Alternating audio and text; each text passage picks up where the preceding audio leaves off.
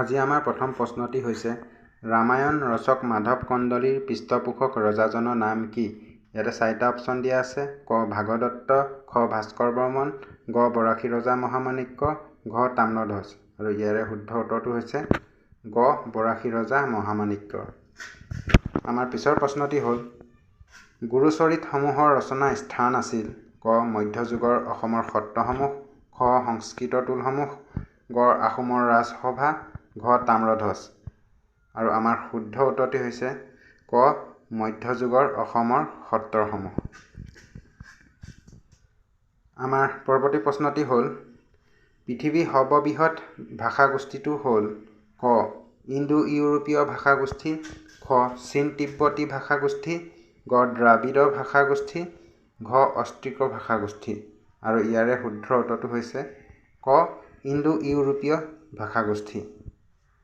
আমাৰ পৰৱৰ্তী প্ৰশ্নটি হ'ল লীলাকাব্য ৰচক কোন? ক হেম বৰুৱা, খ চন্দ্ৰকুমাৰ আগৰৱালা, গ লক্ষ্মীনাথ বেজবৰুৱা, ঘ পদ্মনাথ গোহাঞি বৰুৱা। আৰু আমাৰ শুদ্ধ উত্তৰটি হৈছে ঘ পদ্মনাথ গোহাঞি বৰুৱা।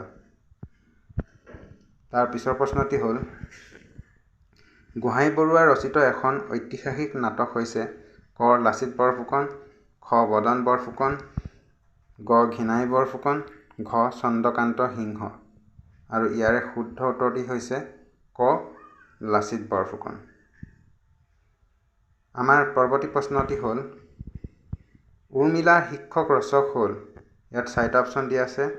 ক চন্দ্ৰকুমাৰ আগৰৱালা, খ লক্ষ্মীনাথ বেজবৰুৱা, গ পদ্মনাথ গোহাঞি বৰুৱা, ঘ নিৰ্মল প্ৰভা বৰদলৈ। আৰু আমাৰ ইয়াৰ শুদ্ধ উত্তৰটি হৈছে গ পদ্মনাথ গোহাঞি বৰুৱা। আমাৰ পৰৱৰ্তী প্ৰশ্নটি হ'ল ৰাজপথে ৰিঙিয়াই উপন্যাসখনি কাৰ? ইয়াতে 4টা অপশ্যন দিয়া আছে। ক বিৰিঞ্চি কুমাৰ বৰুৱা, খ বীৰেন্দ্ৰ কুমাৰ ভট্টাচাৰ্য, গ চৈয়দ আব্দুল মালিক, ঘ মামণি ৰয়ছম গোস্বামী। আৰু ইয়াৰে শুদ্ধ উত্তৰটি হৈছে খ বীৰেন্দ্ৰ কুমাৰ ভট্টাচাৰ্য। আমাৰ পিছৰ প্ৰশ্নটি হ'ল তৃতীয় বিভক্তি অনুসৰ্গ কি? ইয়াত অপশ্যন 4টা দিয়া আছে। ক এ, খ দন্ত ত, গ ক আৰু ঘ ৰত একাই ৰে। আৰু ইয়াৰে শুদ্ধ উত্তৰটি হৈছে ৰত একাই ৰে। পিছৰ প্ৰশ্নটি হ'ল সম্বোধনত কি বিভক্তি যোগ হয়? ক প্ৰথম, খ সপ্তমী বিভক্তি, গ চতুৰ্থ, ঘ পঞ্চমী।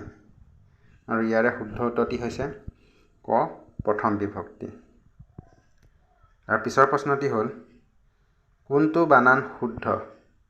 ক কালিদাস, খ দেৱীদাস, গ চণ্ডীদাস, ঘ দাসী দাস। দাস নহয় আচলতে দাস। ইয়াৰে শুদ্ধ উত্তৰটি হৈছে খ দেৱীদাস। ইয়াৰ পিছৰ প্ৰশ্নটি হ'ল সীতাজনী কোন সমাসৰ ভিতৰত? ক বহুব্ৰীহি সমাস, খ কৰ্মধাৰয়, গ তৎপুৰুষ, ঘ নিত্ৰ। আৰু আমাৰ শুদ্ধ উত্তৰটি হৈছে ক বহুব্ৰীহি সমাস। বন্ধুসকল, যদিহে মোৰ ভিডিঅ'টি চাই ভাল লাগিছে আপোনালোকে লাইক, কমেণ্ট, শ্বেয়াৰ কৰি দিব আৰু ছাবস্ক্ৰাইব কৰিবলৈ নাপাহৰিব। তাৰ পিছৰ প্ৰশ্নটি হ'ল ৰাধাকৃষ্ণ শব্দটোৰ সমাস কি? ইয়াতে 4টা অপশ্যন দিয়া আছে। ক দ্বিগু সমাস, খ একশেষ দ্বন্দ্ব, গ ইতৰেত দ্বন্দ্ব, ঘ বহুব্ৰীহি সমাস। আৰু ইয়াৰে শুদ্ধ উত্তৰটি হৈছে গ ইতৰেত দ্বন্দ্ব। আৰু পিছৰ প্ৰশ্নটি হ'ল গোট গৰু জতুৱা ঠাঁচৰ অৰ্থ হৈছে ক মহামূৰ্খ, খ এটা গৰু, গ ভাল গৰু, ঘ খঙাল গৰু। আৰু আমাৰ শুদ্ধ উত্তৰটি হৈছে ক মহামূৰ্খ। আমাৰ পৰৱৰ্তী প্ৰশ্নটি হ'ল কোনটো শুদ্ধ লিখা?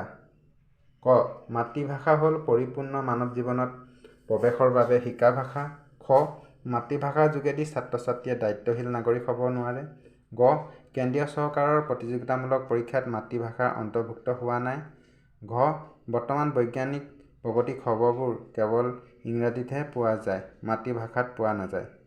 আৰু ইয়াৰে শুদ্ধ উত্তৰটো হ'ব ক মাতৃভাষা হ'ল পৰিপূৰ্ণ মানৱ জীৱনত প্ৰৱেশৰ বাবে শিকা ভাষা। আমাৰ পিছৰ প্ৰশ্নটি হ'ল দ্বিতীয় ভাষা হিচাপে অসমীয়া শিকাওঁতে শিক্ষকে কোনটো বিষয়লৈ মুখ্যভাৱে চাব লাগে? ইয়াৰ 4টা অপশ্যন হ'ল ক হাতৰ আখৰ, খ উচ্চাৰণ পদ্ধতি, গ আচাৰ ব্যৱহাৰ, ঘ সাহিত্য। আৰু ইয়াৰ শুদ্ধ উত্তৰটি হৈছে খ উচ্চাৰণ পদ্ধতি। ধন্যবাদ বন্ধুসকল। যদিহে মোৰ ভিডিঅ'টি চাই ভাল লাগিলে আপোনালোকে ছাবস্ক্ৰাইব কৰি থ'ব, যাতে এনেকুৱা আহিবলগীয়া ভিডিঅ'বিলাকৰ ন'টিফিকেশ্যন আপোনালোকে আগতীয়াকৈ পায়। আৰু ভিডিঅ'টি চাই যদি উপকৃত হ'লোঁ বুলি ভাবিছে লাইক, কমেণ্ট, শ্বেয়াৰ কৰিব। ধন্যবাদ।